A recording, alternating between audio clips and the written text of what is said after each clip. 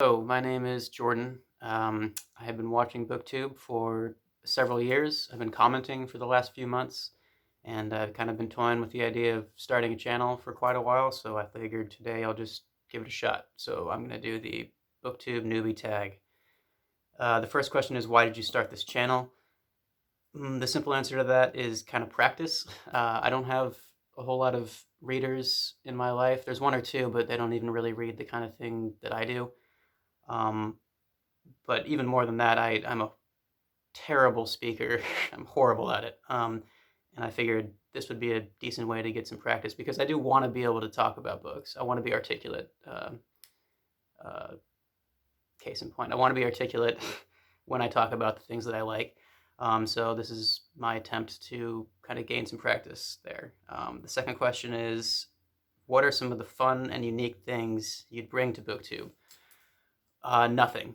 Nothing at all. You can get anything you would get here, you could get better somewhere else. I'm just going to say that, right off the bat, which of course you probably already know. But I mean, this is largely for me, which is not to say I don't like the community. I do. That's why I'm here. But this is me kind of trying to get better at something I want to be better at.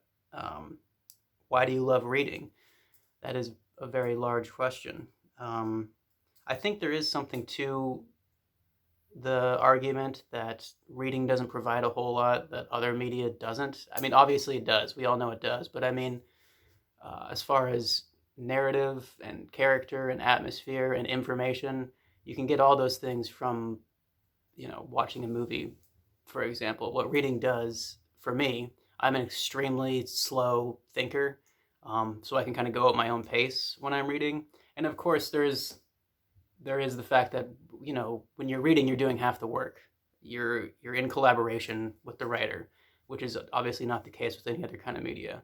Um, there's this there's this great moment near the end of uh, Italo Calvino's "If on a Winter's Night a Traveler," I think it's called, where it's these people sitting around a library and they're all talking about, if I recall it correctly, they're all talking about how they read, and one of them says he reads the first sentence or the first page or something, and then he just kind of stares up into the ceiling and imagines all the different places the book can go without ever reading another word.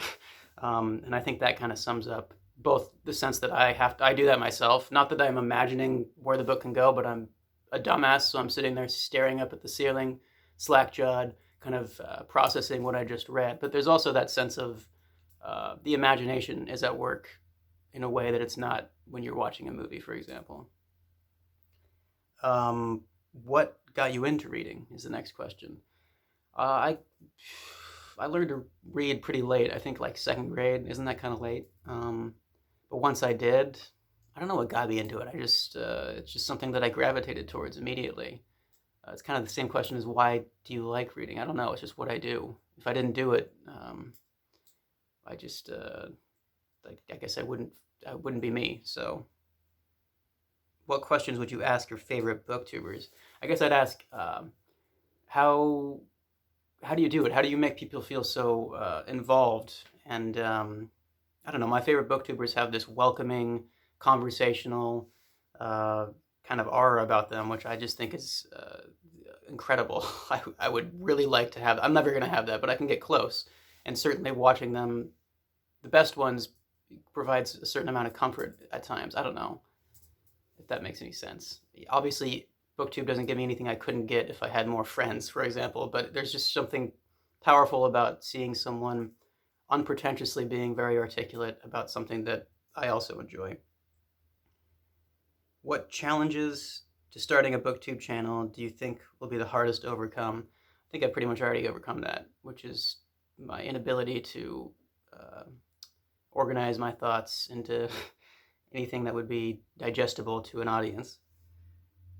When did I start reading? I think I already answered that too. It was second grade or something. It was late. I think I was even in like a special class for students who were struggling with it. Once it clicked, it clicked. Where do I read? I read on my bed, on my couch. Um, I like to read outside, but I live in Portland, Oregon, so it's raining 10 months out of the year, and I don't like the rain.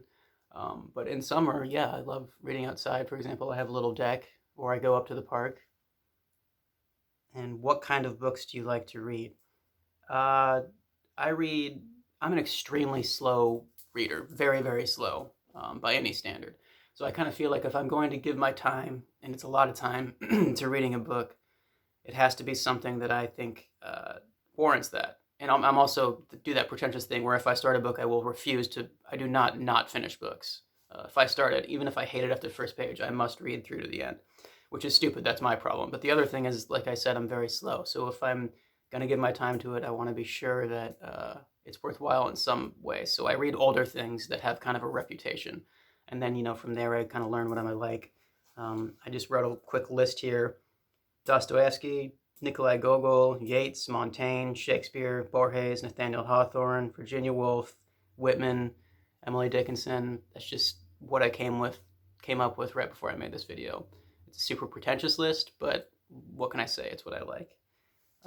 So that'll do it. It's a short video. I probably spoke too fast.